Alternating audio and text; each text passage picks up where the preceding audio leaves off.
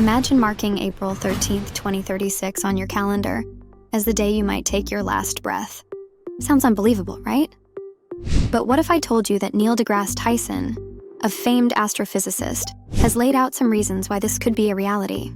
He discussed near-Earth objects, NEOs, with evidence from the Barringer Crater in Arizona, along with a scenario detailing the consequences if Apophis collided with Earth. But can any space object truly end our Earth? Or is it just a mere prediction? Is there any hope for survival if our planet is targeted, along with theoretical knowledge? I'll mix some real-life examples showing how close Earth has come to danger, and why April 13th, 2036 could be one of the biggest moments that might turn from a warning into reality. The first thing that might catch you off guard is the likelihood of a collision between Earth and near-Earth objects. Now, you might be scratching your head, thinking, why would a random space rock just decide to head our way? Could it be just speculation? To put things into perspective, Neil deGrasse Tyson, who knows a thing or two about the cosmos, puts it plainly. Any object that's classified as an NEO has an orbit that crosses Earth's orbit, which means it will one day collide with Earth. It will collide with Earth. It's not just maybe. Well, there's a certain ring of possibility in his words because, believe it or not, asteroids knocking on Earth's door is not uncommon. And to bring home the reality of these cosmic threats, Neil talks about the Barringer Crater in Arizona. It's a giant hole created by a meteor strike, and Neil himself has seen it. As he recalls, Arizona is famous for its holes in the ground. This is one of them. This is Barringer Crater. I've been there. This thing it freaked me out when I first went as a kid.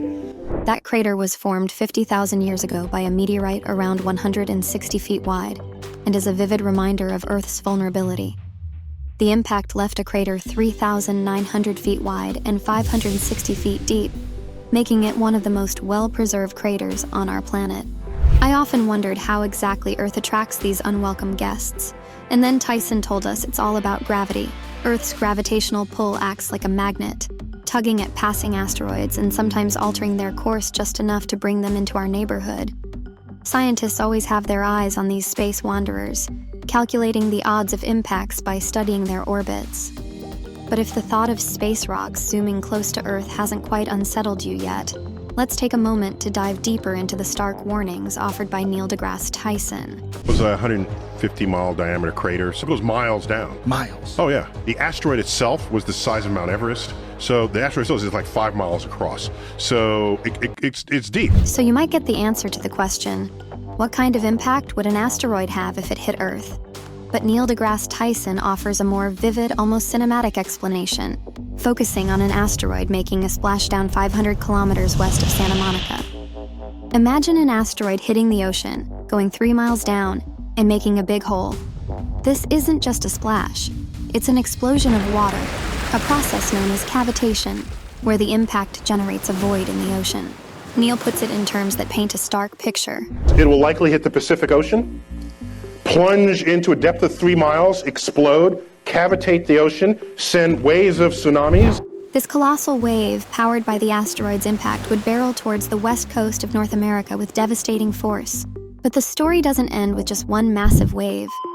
As the ocean strives to fill the void left by the asteroid, water rushes back with tremendous force, only to be thrown up and sucked back down again, repeating this violent cycle around 40 times. This will go on about 40 times. There'll be multiple tsunamis. I was just on the Santa Monica beach 2 nights ago because Santa Monica is the first city to get hit because it's the beeline right out from Santa Monica, 600 kilometers into the Pacific. 5-story tall tsunami. Now imagine 40 tsunamis, each reshaping the coast, dragging debris and homes back and forth, altering the landscape beyond recognition. In a lighter vein, Neil muses that despite the widespread disaster, 2 types of individuals willingly die. 2 people will die. The stupid surfer who wants to surf that tsunami. We know people like this, right? You've seen them. And you know who else? Of course, the weatherman who wants to bring the camera guy closer. Can you see the waves hitting the shore? And perhaps a curious selfie man might join their ranks, all in pursuit of capturing a moment of monstrous beauty. Can you even begin to picture how catastrophic that collision was? And now, as the saying goes, history repeats itself. We are about to witness something similar in recent years.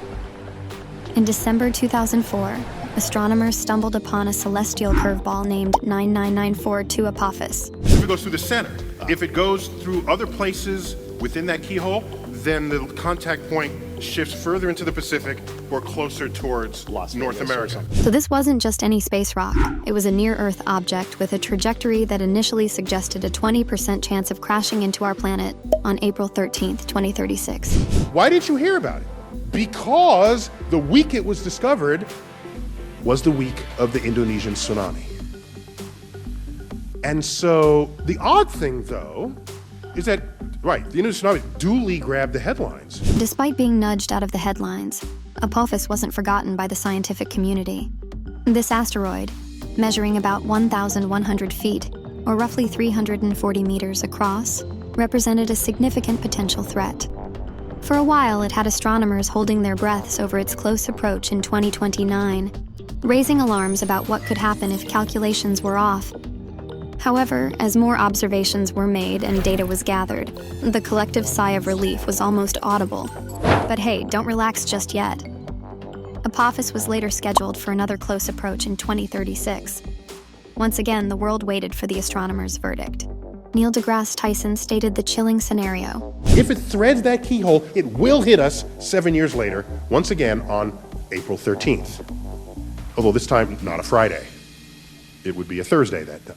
This idea of a keyhole is like a gravity sweet spot. Imagine if Apophis, on its space journey, just happens to glide through this slim space lane in the future, its path could get a big nudge. This wouldn't result in a near miss, but a direct path toward Earth. But if the thought of such devastation sends shivers down your spine, Tyson offers a glimmer of hope. He explains, If you want to think about the future of civilization, you have to include a defense plan against asteroids. this solution, simple in its explanation but complex in execution, can we seriously spot which asteroid might decide to come our way? For many, that might seem out of reach. But Neil says, What you want to do is, you want to have a fund, and every country pipes in a little bit of their GDP. So there's a tax of the world relative to your wealth. And then that money pays to save the world when we find such an asteroid. Neil deGrasse Tyson throws a curveball our way, urging us to ponder on a much larger scale of protection. Imagine taking out an Earth insurance policy against cosmic threats like asteroids. It's a head-scratcher, right? Who's going to foot those heavy bills, and just how do we even begin to tackle the logistics of such a monumental task? Though it's tough to imagine handling millions of tons of mass away from a collision course. We've witnessed natural disasters too powerful for humanity to cease, but history shows us that achieving the impossible is part of what we do. So there's some hope we can succeed here too. So the kinder, gentler solution would be to nudge it out of harm's way.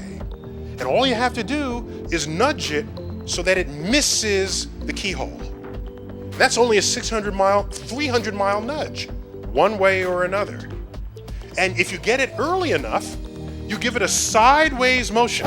Do you believe we're safe from space threats? Or does the possibility of an asteroid hit feel more real to you now? Drop your thoughts in the comments below.